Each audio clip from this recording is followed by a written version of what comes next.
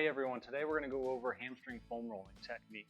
Now the first one that we're going to go over is more of the traditional foam rolling technique. We're going to be on the ground and you're going to be massaging into the hamstrings. And then the second position is going to be more for that high hamstring kind of gluteal area where a lot of runners and athletes will experience pain.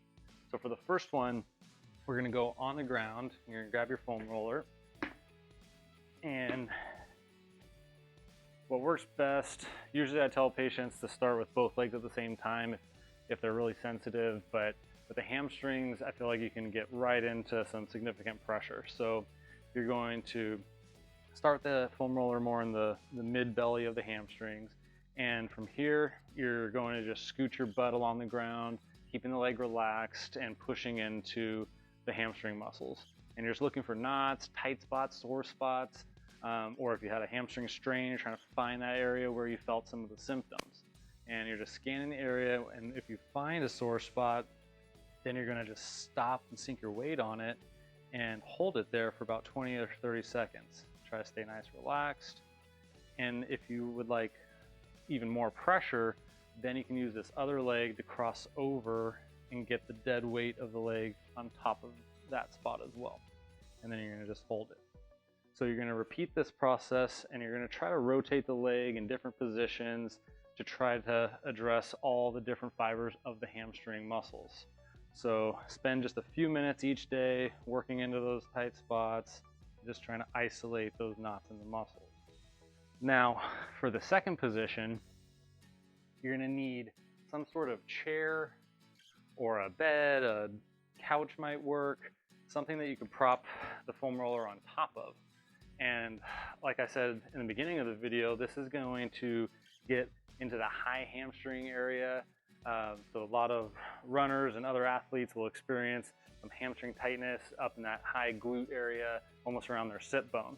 So for this one, you're actually going to step over the foam roller, and you're going to get the foam roller up near the sit bone, but not on top of it. You don't want to get right on top of it to where then you're crushing into the bone and the tendon. So just away from the sit bone, and then from there, you're going to start moving around and you're trying to find where there's some real tight sore spots around that high hamstring area. So notice how I'm kind of changing my position. I can rotate my leg in and get into that inner hamstring. I can rotate my leg outward, get into more of the outer hamstring, and I'm just trying to identify areas that, again, feel tight, knotted up, and sore. And when you find those tight spots, then just let all your weight sit down on top of it, hold it there for about 20, 30 seconds. Now the benefit of using a chair, something that you can grab onto, you can get a little bit more force into it as well. So if you feel like you can use a little bit more force behind the foam roller, you can pull yourself down into it, hold that tight spot for 20, 30 seconds. And then the final thing you can add to this technique is you can find the sore spot, hold it in, lock it in, and then from here, straighten the leg out so you're getting some active motion, active lengthening of the muscle fibers while it's under tension with the foam roller, and that can help break down some of that tightness in the tissues and loosen up the high hamstring area. So those are my two favorite techniques for rolling up the hamstrings. First one's kind of general loosening up of the entire muscle belly. The second one really targets that high hamstring gluteal area where, again, a lot of athletes experience some upper hamstring and gluteal pain around those sit bones. So give those a try, and please subscribe to our content, share this video with your friends. See you on the next video.